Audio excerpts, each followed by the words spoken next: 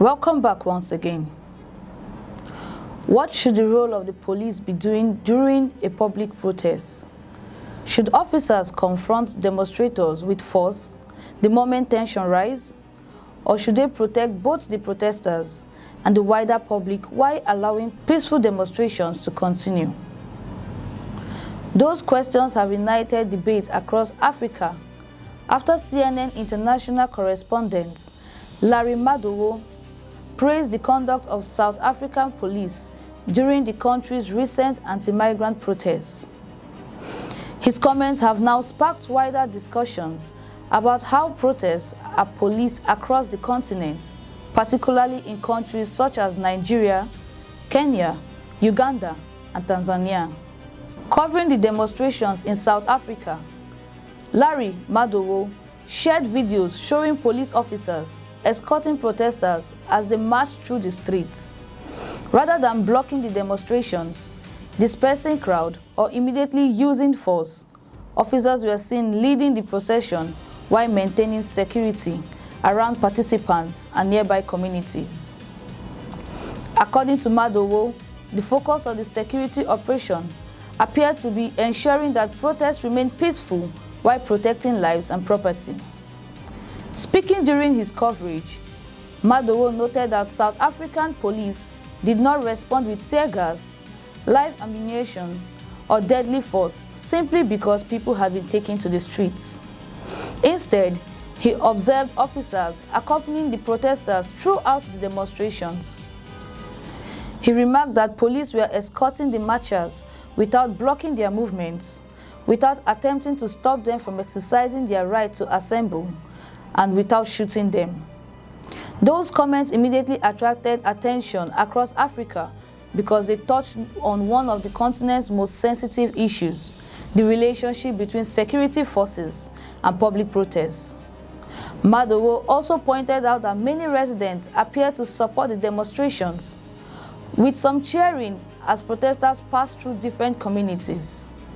According to him, the presence of the police did not appear designed to intimidate the crowd, but rather to ensure the violence against civilians did not occur. He further stated that even when some protesters allegedly engaged in looting or acts of vandalism, security personnel reportedly relied primarily on non-lethal methods to restore order instead of immediately resorting to deadly force. His observation did not stop there. On his X account, Larry Madowo drew direct comparison with several African countries, asking whether police forces in Nigeria, Kenya, Uganda, and Tanzania could learn from the South African approach. His remarks have since generated significant discussions online, with many people debating whether protest policing across Africa requires fundamental reform. Others argue that every country faces different security realities, making direct comparisons more complicated than they first appear. For many Nigerians, Madowo's comments immediately revived memories of the EndSARS protests of 2020. Those nationwide demonstrations began as peaceful calls for police reform before escalating into one of the most significant protest movements in Nigeria's recent history. The events surrounding the Lekki toll gates remain the subject of continuing public debates, with human rights organizations alleging excessive use of force by security personnel, while Nigerian authorities have disputed aspects of those accounts. The legacy of those events continue to influence discussions whether protest policing is mentioned. Kenya has also experienced similar scrutiny during the anti-government demonstrations of 2024, sparked largely by opposition to proposed tax increases and broader governance concern. Police were repeatedly accused by human rights organizations of using excessive force against demonstrators. The protests eventually culminated in the storming of parliament in Nairobi, resulting in numerous deaths and injuries.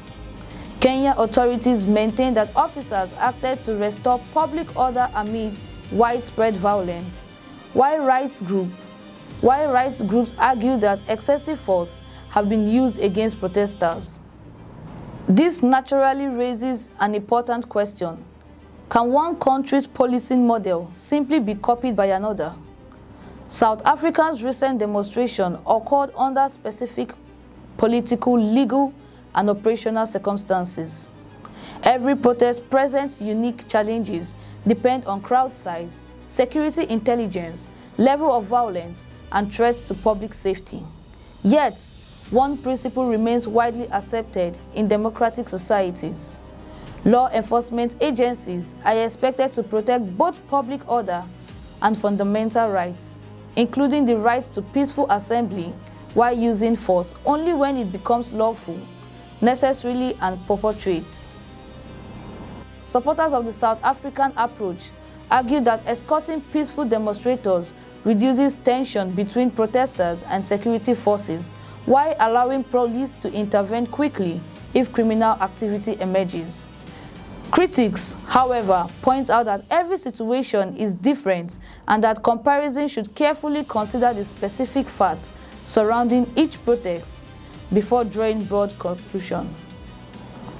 That debate is likely to continue as African countries confront increasingly frequent public demonstrations over economic hardship, governance, unemployment, and social justice.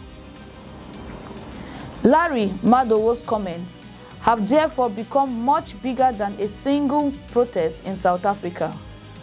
They have reopened a continental conversation about how democratic society should manage public demonstrations without unnecessarily escalating violence. Can African police service maintain public order while fully protecting the right to peaceful protests? Can government build greater public trust by relying more on dialogue and less on confrontation? Those questions remain at the center of an important debate that extends far beyond South Africa's borders. What do you think? Should more African countries adopt South Africa's approach to policing public demonstrations, or are the circumstances too different for direct comparison? Share your thoughts in the comments below. If you found this report informative, please like, share, subscribe for more in-depth coverage of Africa's biggest stories. I am Chimezrim Okoro, and do have a blessed day.